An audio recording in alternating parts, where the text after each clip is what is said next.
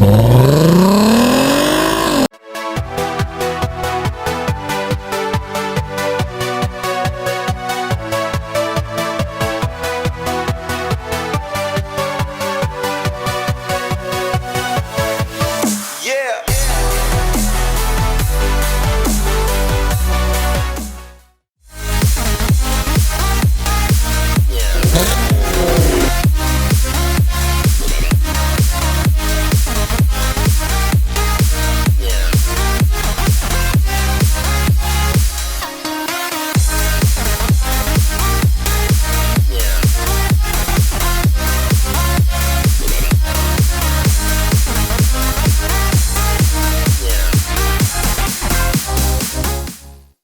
up everybody, Superdorks fan here for another car review. This is of course the 2008 Volkswagen R32. Huge thanks to Harrison Auto Sales for hooking me up with this very cool R32 to review for you guys today. So about the R32s, well of course this is the second generation of them. This one is of course based on the Mark V Golf. I already did a Mark V GTI review a couple of years ago and I really enjoyed it. So of course the R32 was the more expensive, the faster one of course. You have that 3.2 liter V6 engine, you have all-wheel drive, and you have the great looks with the metallic kind of grille there in the front. Looks really great against this Tornado red exterior. And then you know, in the back there you have the center dual exhaust tips, which is always a very cool look, and the ground effects, and it's a little bit lower and just looks really awesome. And I'm amazed, you know, this being an 8-year-old car now, it still looks really modern to me. You know, you have the great little detailing in the headlights there, and just you know, a lot of stuff about this car that just makes it seem like it's aged really well. It's not, you know, outdated or old looking necessarily. It still looks really sharp in my opinion. Right, for the interior of the 2008 Volkswagen R32, well, it's really nice. Again, it's aged very well, that it doesn't feel that old, honestly. Anyway, sitting down in these seats first thing, they're awesome seats. They're very nice, soft, and comfortable, but they have really beefy bolstering too, so they really hug you in nice and feel really good. And Volkswagen always does a really good job with their seats, and I really love these seats. They feel great. Next is the steering wheel in the R32, which is spectacular by today's standards. And back in 2008, I think they were the first to put a flat bottom steering wheel in anything outside of a supercar, and it was just awesome. I remember when these steering wheels first came out, I was like so impressed with them. It's just amazing. It's got these awesome 9-3 cutouts here for your 9-3 grip. It's really a good grip. Huge 10-2 notches here, and just nice, you know, metal bits around it, and yeah, really nice flat bottom. I love the perforated leather. It has very small paddles that are a little bit of a reach back here behind the wheel. That's the only bad thing I can say, and even that's not a bad thing really. I just wish the paddles were a little bit bigger, but I'm sure you could probably do something in the aftermarket with that if you really wanted to. Next is the gauges in the R32, which are very good. I actually always liked the way these gauges looked. You know, they're very attractive. They're very nice at night with the way they're lit up. And, you know, you have that old school kind of one color, you know, bright red screen there in the middle that'll give you your basic trip information and things like that. But overall, they're great gauges. They have everything you need, nothing you don't. It's just, you know, nice to have. Come along to the center of the dashboard here. It's like any other, you know, Mark V Golf or, you know, GTI, things like that. What you'll see, this one has the optional navigation system, which is nice, but it's a navigation system from 2008, so you can guess it's probably not the best out there.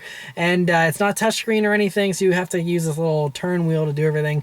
You know, obviously not the best, but they've improved this. It is a fairly standard double DIN sized unit, so you could probably pull this whole thing out and put something else in if you really wanted to. And so yeah, but it gets the job done. You know, it has all your basic stuff. I have played with the radio a little bit though, and I gotta say that it's a little bit muddy sounding. It's not the best sounding stereo either, so if you're into that kind of thing, you're probably gonna want to upgrade the whole sound system anyway. So yeah, but that's that whole thing. And then down here you have these little you know, digital readouts for your thermometer, your temperature and whatnot, for climate controls here. And you know, the climate control knobs and stuff, they do feel kind of cheap, you know, just cheap loose kind of plastic, and that's something that I've found on all Volkswagen GTIs. They all kind of have the same kind of climate controls. Even the newer ones, they've gotten better better, but it's the same basic thing, and I'm not in love with that. But again, we're nitpicking here. It's the climate control knob. Otherwise, though, as far as storage space goes in the R32 here, it's very good, actually. You have a large bottle holder and a large map pocket as well. You can fit tons of stuff in there. It's one of the biggest ones I've actually seen. Coming along to the center here, you have this other little cubby that has a power outlet in here. This previous owner installed some USB cords in there, so that's but it's a good size. And then coming over here, you have the two cup holders, which currently aren't installed, but you can see they're on the smaller side, you know, this little cutaway for the cup holders, but they're there and they probably get the job done just fine. And then you have this center armrest, which is very nice and softly padded, and so you open that up here, and you have an optional iPhone or iPod dock that's installed in here. Otherwise, you would have much more space in there. But even as it is, you know, you could fit some pens and stuff like that, but nothing too much. You have another little one over here to the side that's pretty unusable as well, but nice to have some storage there. And like I said, those huge map pockets in the doors are probably your best bet if you want to store stuff. An extra little cubby space you do have is right up here on top. If you have things that you don't mind, you know, moving around and whatnot, you can put them right up there, and it's nice to have a little bit of extra storage there at least. Backseat space in the R32 is really impressive. Now, I gotta say, before I even talk about that, this whole car is very spacious. I mean, I can't remember the last time. I mean, all the Mark V GTI seem to have such an abundance of headroom everywhere. I mean, just a very boxy shape, and I think this has more headroom than some SUVs I've actually sat in. So, really a very roomy feeling interior. And so that benefits the back seat, where normally, you know, a two-door, you're not gonna have a whole lot of room. But, I mean, me sitting behind myself, I have tons of legroom, more than some sedans actually, and of course you have tons of headroom thanks to the boxy design. So you could put 4 people in this car all day, all the time, and as long as they don't mind, you know, moving the seat forward and backwards to get in back there, it's really a great car for 4 people all the time. And so that's really impressive that it's still so usable, even being a 2-door. Trunk space in the R32 is like any other Mark V Golf. Very usable trunk space there. You know, obviously being a hatchback, you can fold the rear seats down and have even more space if you so desire. But even with the seats folded up, you know, you have a good amount of space in there. You can stack things, of course. And so yeah, pretty good little hatch there. All right, so let's start up and go for a drive. You know, these Volkswagens in 2008 still had the switchblade key that I still love these. I think they're really cool. Anyway, you just slip that in, turn it on, it starts right up.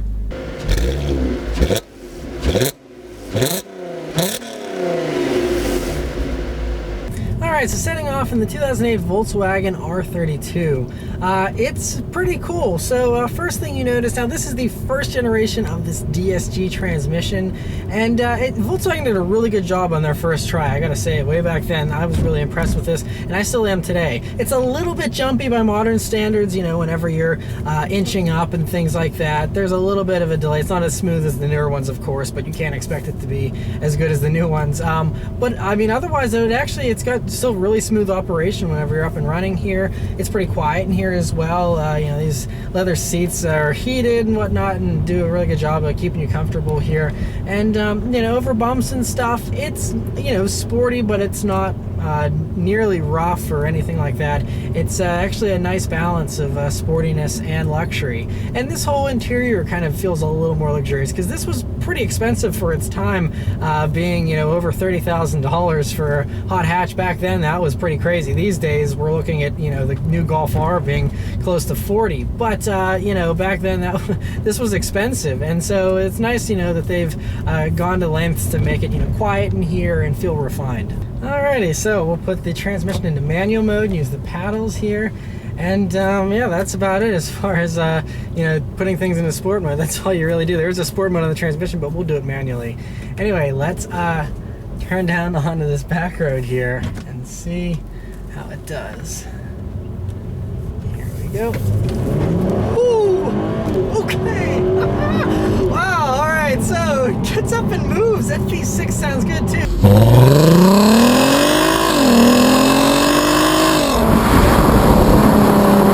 So we're dealing with 250 horsepower, and 236 pound-feet of torque from this naturally aspirated 3.2 liter V6. And 0 to 60 on these back when they were new was 6.5 seconds, which was, you know, pretty good, but it'd still lose in a race to an Evo or something like that.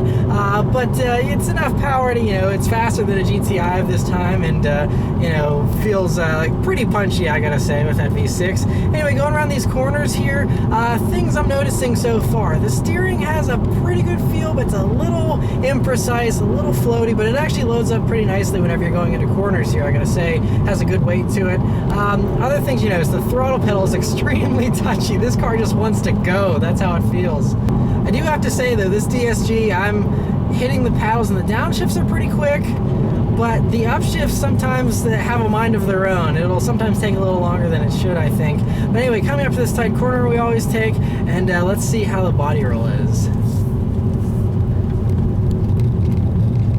Okay, so there's a little bit of lean there, you know, it feels a little tall, but it handles itself pretty well. Now, the car weighs a little over 3,500 pounds, which for the time was on the heavy side these days. It's not quite as bad, but it does have a little bit of a weightier feeling to it, and it doesn't feel quite as light on its feet as a GTI. But let's see about this acceleration again, shall we?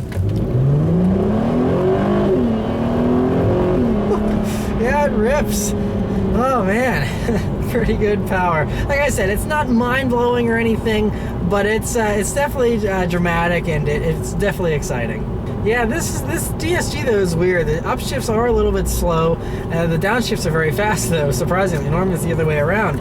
But yeah, so you know, I think that obviously those that like shifting their own gears, you'd be better off still sticking to the manual. But this DSG is good for, you know, if you're sitting in traffic or you just don't want to drive a manual for whatever reason. Yeah, so overall pretty good so far. I'm going to drive this car around for a little while longer here though, and I'll come back and give you some updated impressions. Alright, so I've been driving this R32 for a little while now, and just got away from another R32, or Golf R technically, the new one. But yeah, I'm really enjoying it actually. It's really good. This DSG transmission, honestly, I just prefer leaving it in the standard drive mode. It does its own thing better than if I'm directing it, I think. So good to just leave that into the regular drive mode, and it's good. But this car, it feels really nice, you know. Now, something that I didn't talk about before was the visibility, which is excellent, of course, because of all the large glass and the large windows. You can see forward very well. You can see out of the sides extremely well. There are no blind spots. You know, the rear window is huge, so everything's good in that regard. And it gives it a very airy feeling. But it's still, I mentioned this way back when I did my Mark V GTI review. It feels a little big just because it's so much room above me here. I mean, I can basically do the YMCA because of how much room I have above me, and so it's a little, you know, I don't know, like when you're chucking it into corners and stuff, it'll do it, but it just feels a little big. It feels a little unwilling to do it. It's not like the type of car that really is excited about diving into a corner. I mean, when you chuck it in, I mean, it'll go in and it's sharp and it handles well and it's planted and all that kind of stuff, but it does have a little bit of that heavy feeling to it and a little bit of a larger feeling, even though it's not a large car. It's kind of strange. And the GTI that I remember the Mark V having a similar thing, and it's been improved with the newer ones, but that's just something with these Mark Vs that always stands out to me, and the R32 is no exception. Otherwise though, you know, it's nice having the all-wheel drive for when you're really hammering it out of a corner and whatnot. The brakes are excellent. They're pretty big brakes, and they really stop you well. They have good feel, and they're very confidence-inspiring brakes. The more that I use the steering too, the more that I am starting to like it more and more. I mean, it wasn't bad before, but now the more that I've gotten used to it, it's not quite as dead. It's a little bit better feeling and a little more communicative than I originally felt, and so I actually really enjoyed it. Everything in this car is really put together well. And, you know, there's no squeaks and rattles either, I gotta add, for a car from 2008, a Volkswagen, which, I gotta say, some of these older German cars do like to squeak and rattle, especially the Audis and the Volkswagens and stuff like that. They really do like to rattle normally, and this one is really tight, so, you know, that's impressive too, that they've really improved the build quality, or this one's just you know, been babied. Now this one only has 53,000 miles on it, by the way, which is very low, as you know, for a 2008. But it's in really great shape. But it's still, even with, you know, being 8 years old, it's just held up really well, and you know, it's still just as much fun to drive as I would say any other of, you know, the GTIs and even some of the newer ones. I think the newer ones are a little bit sharper, and obviously I prefer newer cars over older ones like most people. But you know, the R32 is really cool, and it's especially cool if you want a car that's kind of rare, because, you know, they eventually got rid of the R32 name and just made it the Golf R, and you know, so, and the R32s are pretty rare beasts as well. I mean, you see a good amount of GTIs and stuff, but the R32s are a little harder to find. So finding one in good shape like this one is pretty impressive. But I mean, I really love it. It's a great car. I mean, it doesn't wow me with the acceleration and the power. I mean, it's good enough, but it's not as exciting as like a WRX or an Evo. It doesn't handle, I think, as good as those cars either, if I'm being honest, but it does handle really well. It's just a little bit heavier, but this is a little more luxurious. This interior is much nicer than a 2008 WRX or a 2008 Evo, for sure. Way, way nicer. So, I mean, this is tuned a little bit more for the luxury and the comfort, and not raw, all-out, balls-of-the-wall performance. So, if that's kind of what you're looking for, is a little bit of a more refined and mature and grown-up, fun, you know, hot hatch, all-wheel drive kind of thing, then this could really fit your life very well. But I think, you know, if you're looking for absolute performance and you don't care about an interior and stuff, there are certainly better all-wheel drive options out there. But I really like it though, and like I said, it's very rare, so I'm very appreciative to Harrison Auto Sales for even you know, allowing me to review this, because I've been wanting to review these R32s for a while, and so I'm really happy to finally get a chance to review one. This one is for sale, by the way, so for those of you that are interested in it, the contact info is in the description below. Just give them a call and they'd love to help you out, and definitely mention that I sent you. And I just saw another Golf R, so it's, I don't know if once you're in an R32 you start seeing R's everywhere you go, but yeah, just in the time I've been reviewing this, I've already seen 2 Golf R's, which isn't too common around here. So yeah, anyway, let me know what you guys think about the R32 here, and thank you guys very much for watching. I'll see you next time. Take care.